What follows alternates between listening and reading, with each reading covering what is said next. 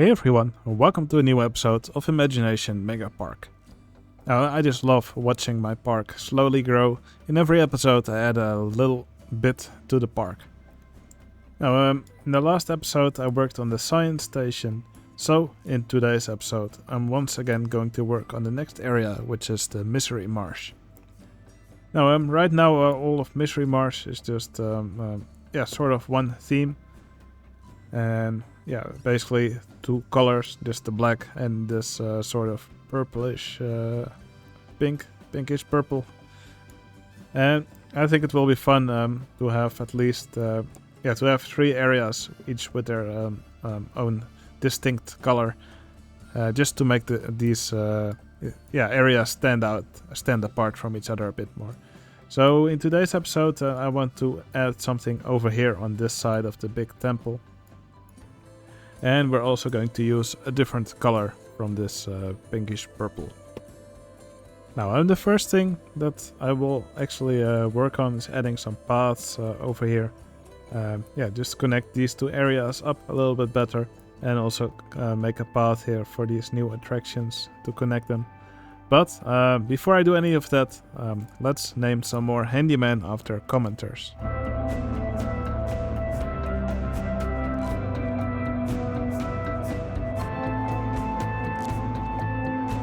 Alright, I've named 4 more handymen after commenters on my last Imagination Megapark video.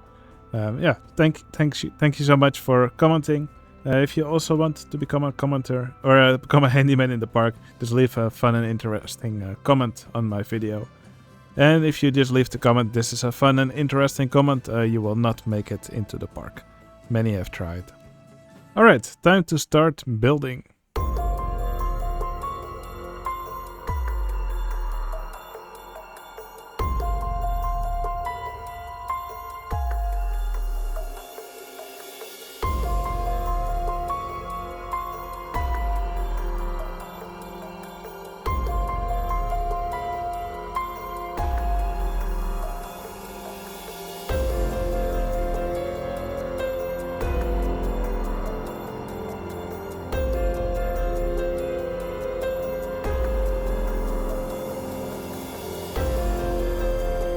Alright, I've done a little bit of landscaping here. Now across this existing border, and now also created this side of the border. So with a black landscape and some dark colored foliage. And here you can also see the new color that I've chosen for the foliage in this part of the Mystery Marsh. Now I already put a little fence around here. I will later make this fence longer and extend it all the way to the edge here. And I also fenced off this area here. Because here we will see another differently colored area. So all in all we will have 3 differently colored areas. I think that will look pretty fun in the end. Now here I create an extra exit in this temple, or an extra entrance. And here I just created a swirly path that connects to the science station. And I also extended this path here a little bit. And it seems like the guests are making a big mess of the park here. I may need some more handymen. But yeah, I want to already start building some rides in this area. So what I'm going to start off with is building a catapult coaster. So if you don't know what a catapult is, basically it's a model of a Schwarzkopf coaster, which basically consists of a circle of track with a loop on one end. And basically the car just gets launched back and forth a few times until finally it makes it through the shuttle or through the loop several times. I think it's a really fun shoestring ride to make. So I'll just get started on it.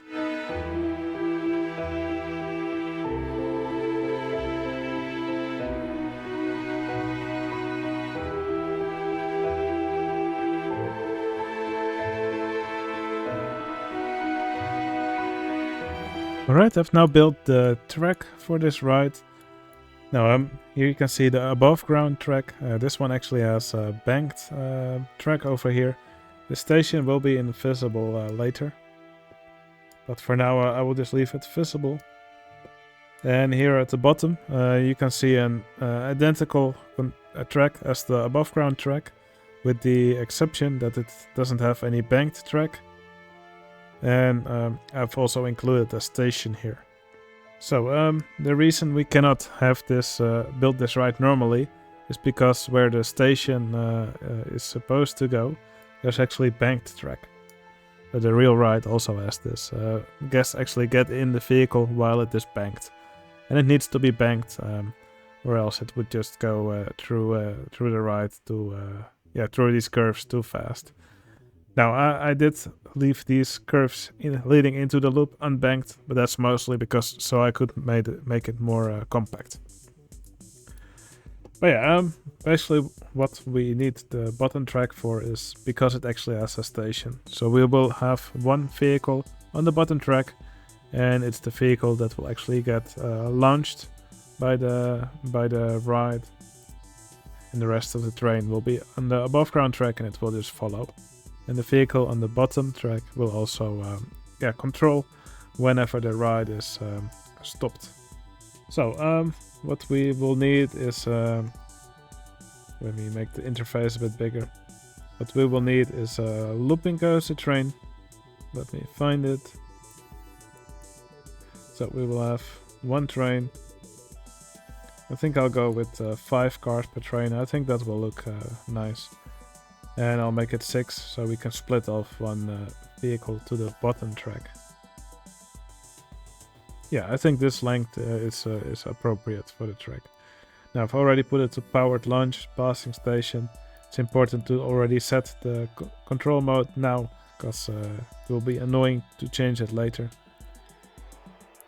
So let me quickly make the wild mouse track visible again. And I'll just move the front vehicle to the station here with the right vehicle editor plugin. So I just select the front vehicle, I'll set the multiplier to 10, and I'll change the track progress, and it will move along the track. Alright, it now sits in the front of the station here. Let me move it a little bit back so it's fully in the station.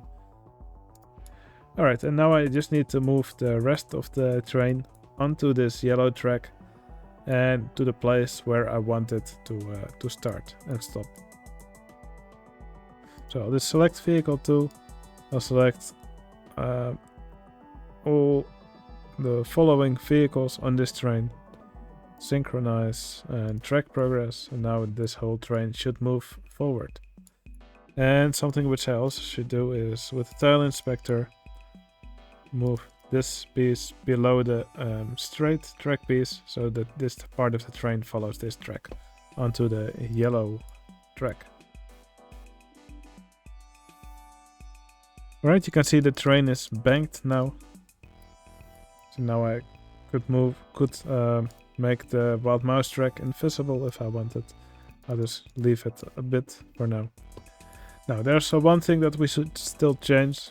This is something that used to be very annoying to do, because you need to do vehicle hacking with Microsoft Visual Studio. But now it's really easy with the right vehicle editor plugin. And that's changing the front. Oops. Let me turn off synchronize. And that's changing the front vehicle into this aerodynamic car. Alright, I think it's good to go now, so let's give the ride a quick test. Let's set the launch speed a bit higher. And let's change the ride into a ride type which can do multiple circuits. Let's do 5 circuits. And let's change it back to a lift. And let's see how the ride does. Alright, doesn't quite make it up the hill. It only gets launch speed through this station. So that's probably not enough to get it up to its maximum speed. We may need to add a booster piece to this straight piece that's over here. But for now, let's just see how the ride does. And we can also always still increase the launch speed.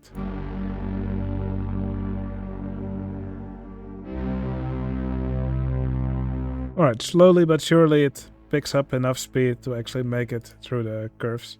I'm just going to play with the launch speed a little bit until it just makes it through.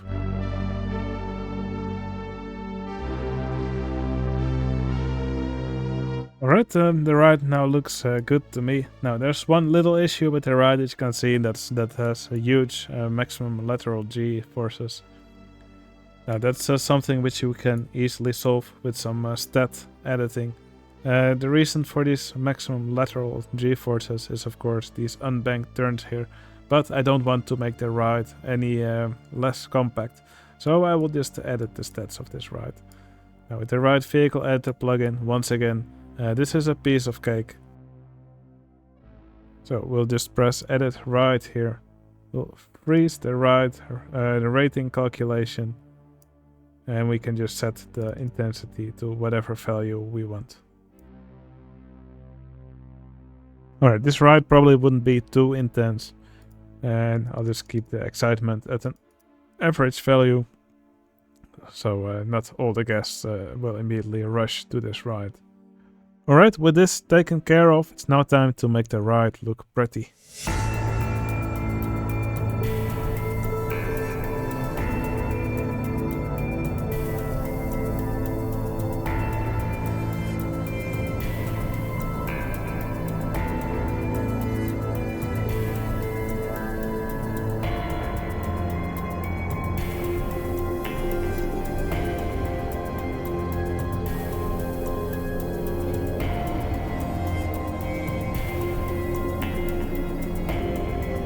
Okay, I've now opened up the ride.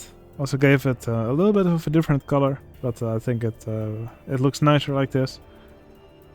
And you can see I put some ruins around it, some of these walls. Also decorate the queue a bit with lamps. Yeah, here's some more ruins. Made a little path underneath the loop here for the exit. Now, it is a little bit glitchy here, but I'm not sure if we can do something about that.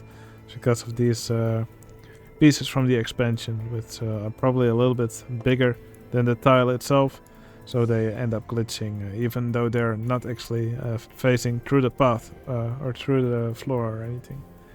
Maybe I can simply do this. Still glitches through the path. Oh well, I'll just leave it like this. Oh yeah, around here just made some of these little swamps, again with this same color scheme to differentiate it from this purplish pink area. I think all in all it looks really nice. Now sadly it is a little bit obscured from this angle, but from all the other angles we are actually able to get a good look at this coaster. I think it looks really nice like this. Normally I built them the other way around, but yeah, I looked at some real versions of this coaster, and typically they're built with the loop actually facing the guests, and usually they can enter or exit under the loop. So I just tried to do the same. I think it actually works better like this. So yeah, I'm really happy with what I've built so far today. Not the biggest of expansions in the park, but I do think it's a really cool and hacky ride. Now I've also added an entertainer over here, and so I will quickly name this entertainer after one of my patrons. Alright, Rika Takanashi, thank you so much for the support on Patreon, it's really appreciated. And if you also want to become a Patreon, you can find a link to my Patreon channel in the video description. And all my patrons will also become an entertainer in the park. Alright, that's going to be it for this video. If you enjoyed this video, please don't forget to like this video. And if you want to see more videos like these, you can always subscribe to my channel. I think it will be fun to end this video with a ride on this coaster. Alright, hope you enjoyed the video, and I'll see you again in the next one. See you later.